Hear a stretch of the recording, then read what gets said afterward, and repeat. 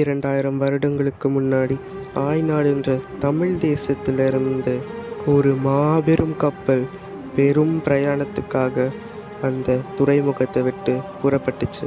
அந்த கப்பலுக்குள்ள சேவை செய்திருக்க பெண்கள், நெசவு தொழிலாளர்கள், சமையல்காரர்கள் அப்படின்னு ஒரு சிறு ஊரை மட்டும் இல்லாமல் தாய்நாட்டு சீதனத்துடனும் தமிழ் மக்கள் அனுப்பி வைக்கிறாங்க. அவங்களுடைய நாட்டு இளவரசியான செம்பவளத்தை அவங்களுடைய நாட்டை விட்டு கொரிய நாட்டுக்கு அனுப்பி வைக்கிறாங்க தமிழ் மக்கள். மிகுந்த மகிழ்ச்சியோட வரவேற்று அவங்களுக்கும் அவங்களுடைய ராஜாவான கிங் சூ ரோ அவருக்கும் திருமணத்தை செஞ்சு வைக்கிறாங்க. தமிழ் மக்கள் ஏன் அவங்கள அனுப்பி வச்சாங்க?